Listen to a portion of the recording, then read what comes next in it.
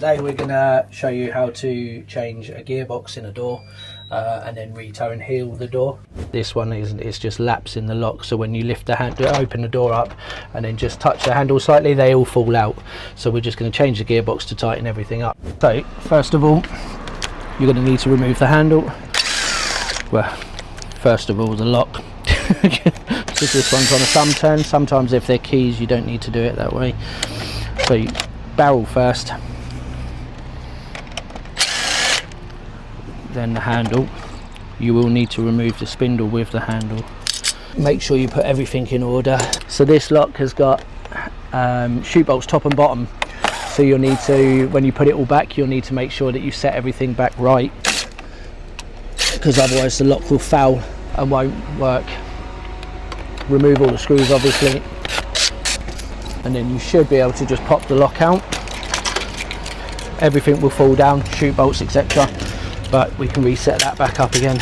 Okay, so now we're going to change the gearbox. Obviously you're going to need a T20 for these, the T20 star bit, because they're different screws. When you take the gearbox off, always remember to lay the screws out in order, because the center one is usually shorter than the rest. So if you put a longer one in, get your head out the gutter. If you put a longer one in that center, then it will foul on the lock, so then it won't work. So once you've undone the three screws, literally lift it up, throw away the old gearbox, and then put the other one in place. So you're going to have two lugs, so these will lock into these center parts here, it's top and bottom, and also the guiders will go into those bits there. You have to set them up, because when you throw the lock, it will not operate the rest of the lock. So the best way to do it is to roll it on the side, and then you can see where you're going with the guiders. So now that's on, it's clipped in. Go back with the screws in the same order. So long one, short one, and then long one again. Like I say, sometimes they don't have short screws, but 90% of the time they do have the short screws, so they will fail. We are going to be reinstalling the lock. So what you've got to remember is the chute bolts will foul on the rest of the lock if you don't put it in properly. So you need to slide it in, make sure that everything is in, everything is retracted, hooks, etc. And then what you want to do with the bottom one, you want to be lifting, so you've got crocodile teeth in here, see? So you want to lift up the bottom chute bolt and make sure that those crocodile teeth are clipped in. So make sure, usually 90% of the time you want it level, and then push it in, flip that back over, and then get one of the screws just to hold it in place. So the same again with this one, but this one will work in reverse. So you see when you push the chute bolt down, this one will go up. So you want to push it down, get it around about level, and then make sure it clips in. Sometimes you will struggle to get it, so just literally push the top bolt in and it will clip in.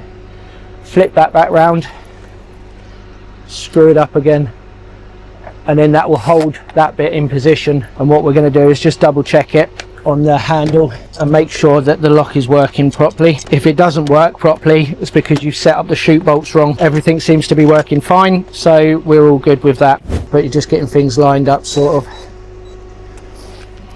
So we'll put the remainder of the screws in now.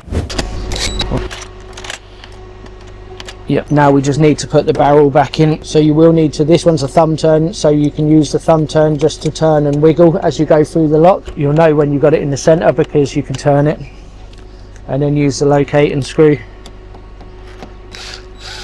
which will just hold that barrel in place. Then you can just tweak up the rest of it. So with these gearboxes, the center latch, you can have them handed, so you can open them for left-handed or right-handed doors basically. So you can turn that catch around. All you have to do is undo the screw and it pings out at you. Turn it round so it's facing obviously to close this hand door, and then do the screw back up. It's pretty easy really. And now that should work absolutely fine. Now we've got to toe and heel the door.